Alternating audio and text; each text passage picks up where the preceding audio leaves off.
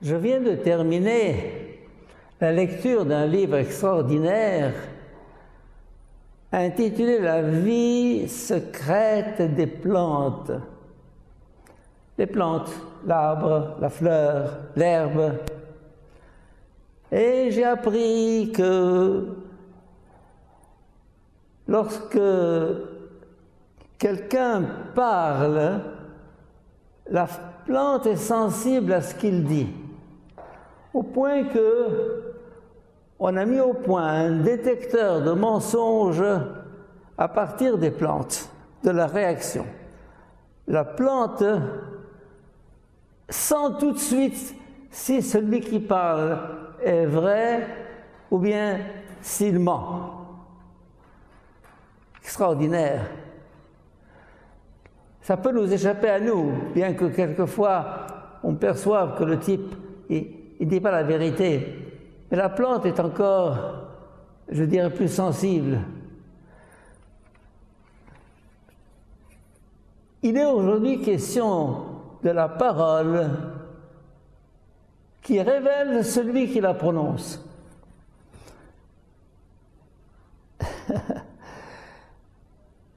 On juge l'homme en le faisant parler. C'est curieux comment la parole trahit l'intérieur, trahit la pensée, trahit l'inconscient. Tu ne peux pas mentir. Tu ne peux pas te mentir. Tu ne peux pas mentir aux autres. Il y a une connexion étroite entre l'intérieur et l'extérieur. Ce que je dis et ce que je suis. Je pensais autrefois que en Orient, en Égypte, nous avions le privilège de,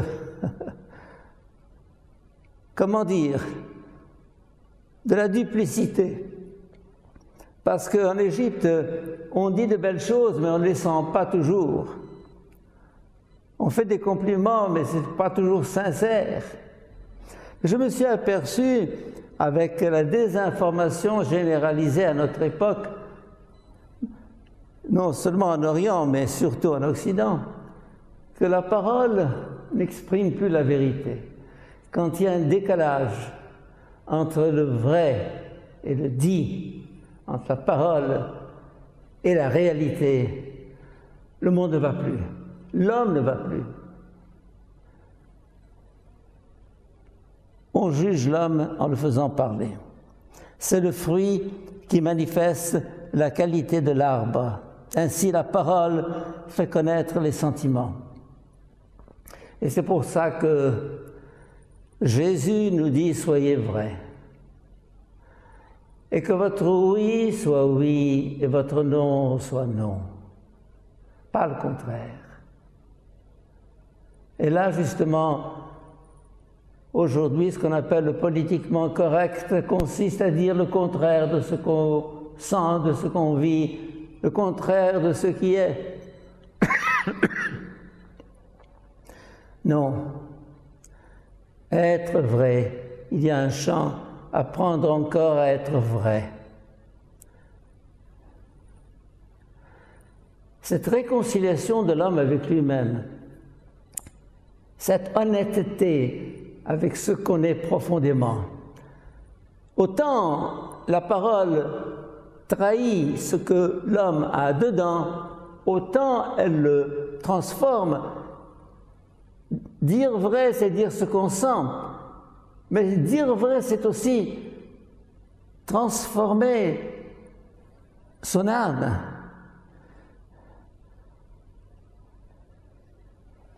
Un ancien jésuite d'Égypte, le père Mougel, a écrit un petit essai, « La valeur magique du mot en Égypte ».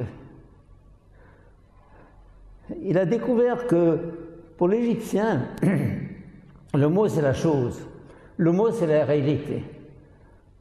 Et le mot magique est lié justement à cette tradition de magie qui existe depuis l'Égypte ancienne. Dire quelque chose, c'est la faire exister. Dire quelque chose, c'est la faire surgir. Lorsque Dieu a dit, il a fait surgir le monde. Eh bien, ma parole est efficace, pour le bien et pour le mal, pour construire ou pour détruire. À quel point un mot peut propulser quelqu'un en avant. On ne se rend pas toujours compte de ce que signifie un encouragement. Bravo, c'est bien, ce que tu as fait est bien, ce que tu as dit est bien.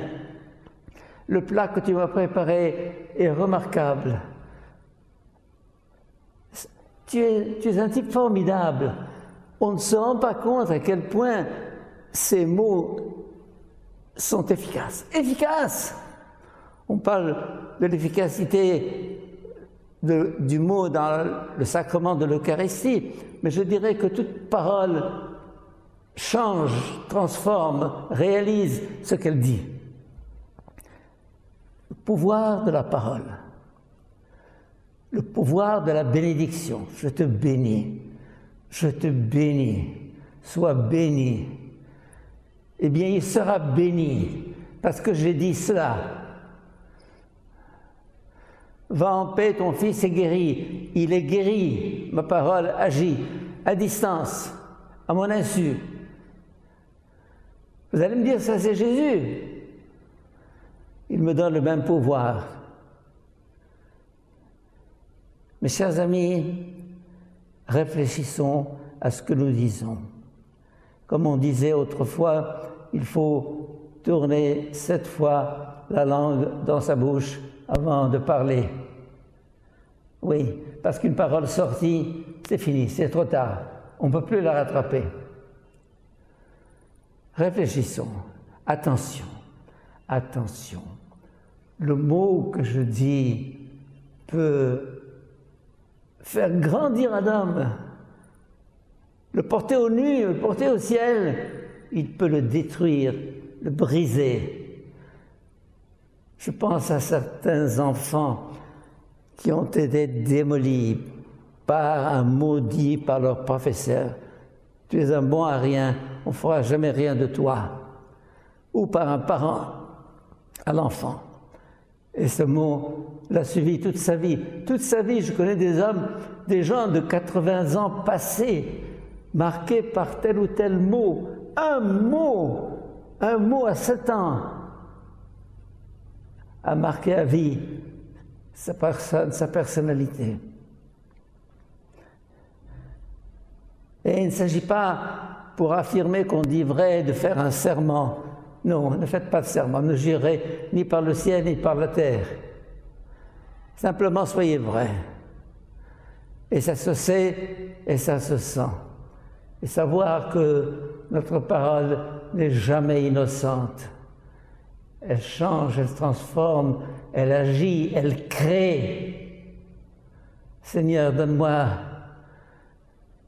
cette vérité intérieure, cette vérité extérieure, d'être sincère avec moi-même, vrai dans tout ce que je dis, en sachant que tu me donnes le pouvoir qui était le tien, qui est toujours le tien, de construire, de détruire, de créer à partir de ce que je dis. Seigneur, donne-moi d'être attentif à tout ce que je dis, parce que c'est toi qui te révéleras à travers mes mots. Amen.